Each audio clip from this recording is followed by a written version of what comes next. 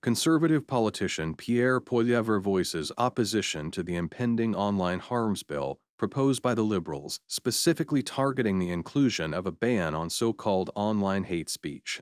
Poilievre raises concerns about Prime Minister Justin Trudeau's subjective interpretation of hate speech, suggesting it aligns with speech he personally dislikes. The conservative stance questions the potential infringement on freedom of expression and highlights instances where Trudeau labeled criticism as hate speech, signaling a broader issue of censorship. Don't miss, what are the key provisions of the anticipated online harms bill? How does Pierre Poilievre criticize Justin Trudeau's definition of hate speech? What concerns are raised regarding the potential censorship under Trudeau's approach to hate speech? The federal government has said that its online harms bill is imminent. They've said this bill will include, among other things, a ban on so-called online hate speech.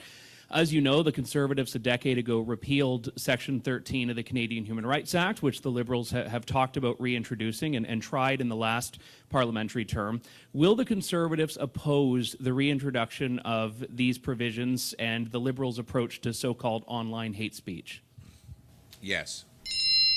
We will oppose Justin Trudeau's latest attack on freedom of expression. We will oppose Justin Trudeau's latest attack on freedom of expression, the notion of preserving liberty in its truest sense by advocating for the unrestricted expression of ideas and protecting individual autonomy from a conservative standpoint. And I want to ask, what does Justin Trudeau mean when he says the word hate speech? He means speech he hates. What does Justin Trudeau mean when he says the word hate speech? He means speech he hates. The definition of hate speech is being questioned, as it is subjective and sometimes used to suppress dissent. So, for example, let's go through some of the things he said is hate speech. Jerry Butts, the PMO puppet master, said that it was hate speech to criticize Trudeau for using the ridiculous term people kind. Right? The Justin Trudeau said anyone who criticized him during the pandemic was engaging in hate speech. Basically, anybody who disagrees with his radical agenda when it comes to kids, he says is hate speech. Basically, anybody who disagrees with his radical agenda when it comes to kids, he says it's hate speech. The debate over censorship and its impact on potential victims, notably children, it highlights concerns that Justin Trudeau's actions are eroding parental rights. He attacked Muslim parents who were protesting against his agenda. Is he going to criminalize those Muslim parents for protecting their children in schools? Is he going to criminalize those Muslim parents for protecting their children in schools?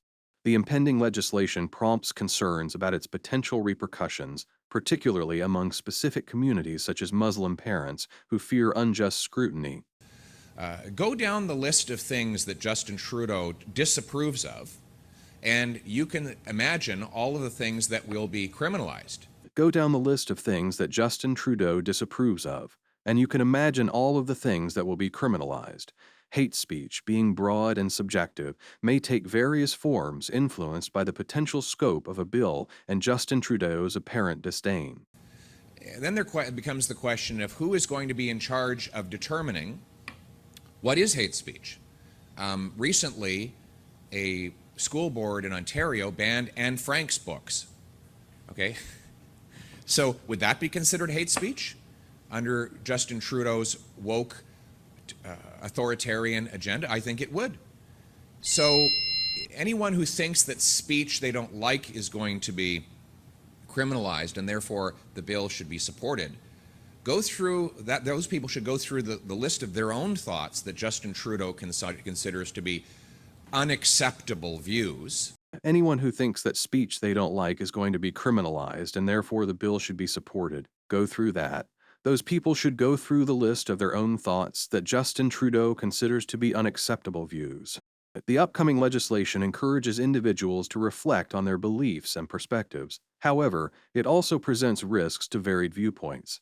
It's essential to embrace the complexity of our thoughts as we engage with this new legal framework.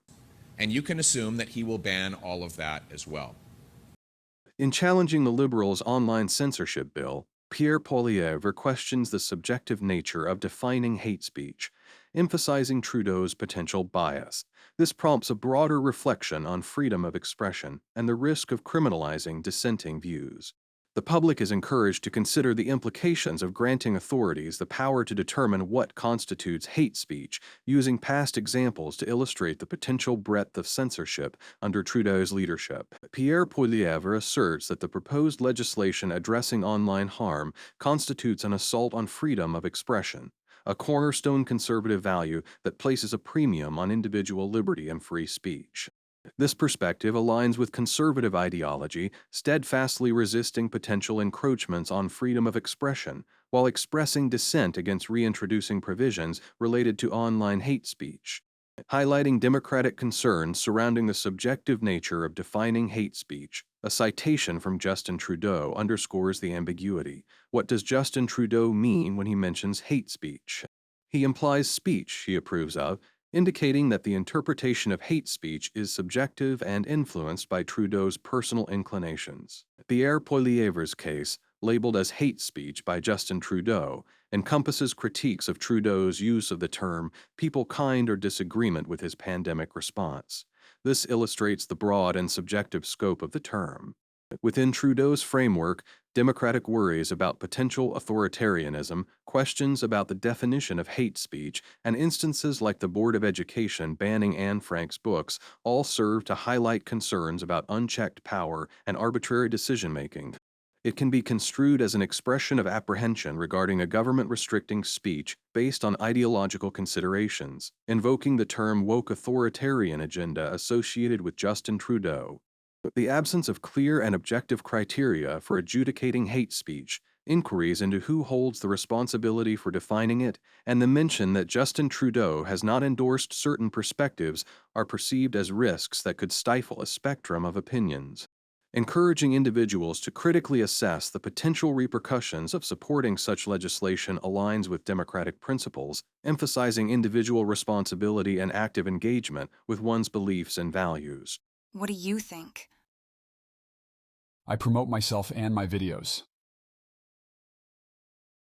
Hello, I'm Bong Sim, a Canadian resident of Asian descent. During the day, I work as a professional counselor, and at night, I do Uber food delivery. Instead of speaking in my videos, I prefer to express myself through writing. In today's world, speaking the truth can have serious consequences, both for my professional life and personal well-being. That's why I'm choosing to pen down my thoughts and using a platform to share them on my behalf.